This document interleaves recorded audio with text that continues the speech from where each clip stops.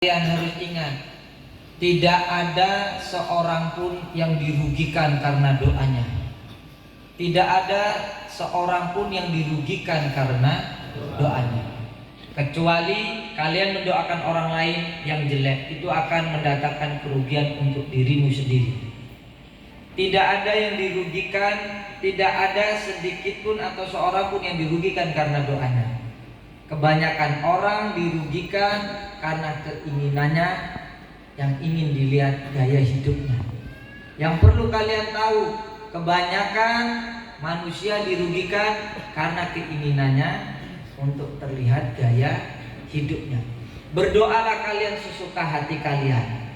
Sekalipun tidak dikabulkan atau belum dikabulkan dengan Allah, Allah sudah memberikan 3 hal kepadamu. Saat hambaku memohon kepadaku, belum dikabulkannya doa, Allah sudah memberikan 3 hal kepadamu. Yang pertama, masalah hal perkara kesialan, apapun itu yang seharusnya besar dikecilkan dengan Allah, yang kecil dibuang dengan Allah. Yang kedua, kalian akan ditambahkan kebaikannya. Selalu ditambahkan kebaikannya. Selalu ditambahkan kebaikannya. Yang ketiga, Allah ganti, yaitu dengan pengampunan.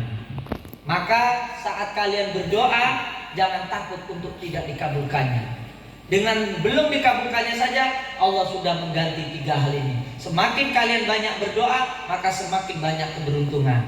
Boleh kalian berdoa sesuka hatimu, tapi jangan pernah memaksa atau menuntut Allah untuk mengabulkan keinginanmu itu.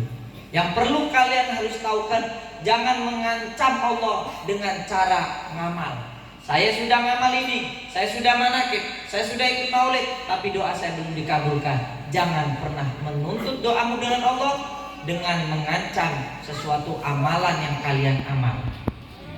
Saya Askandaria itu di dalam kitab tasawufnya Al-Hikam itu jelaskan ini.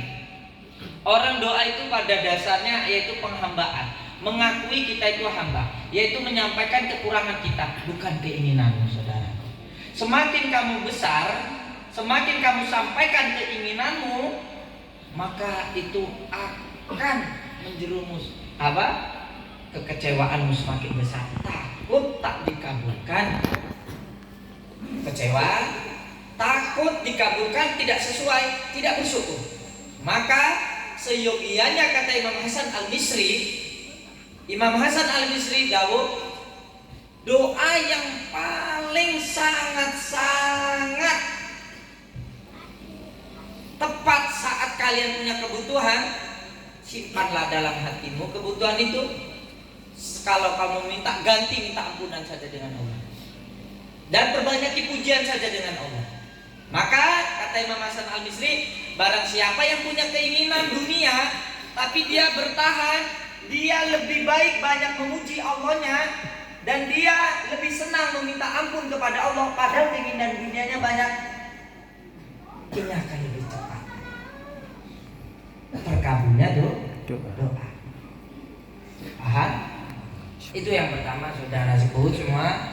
Tidak ada sedikit pun atau seorang pun yang dirugikan karena doanya, melainkan kalian mendoakan keburukan orang lain, kalian akan dirugi sendiri. Kebanyakan orang dirugikan karena ingin nampak gaya hidupnya terlihat. Itu bahaya. Yang kedua yang perlu harus kalian pahamkan lagi, saudaraku, yang perlu kalian harus pahamkan lagi, pentingnya hadir di dalam majelis zikir. Pentingnya hadir di dalam majelis zikir.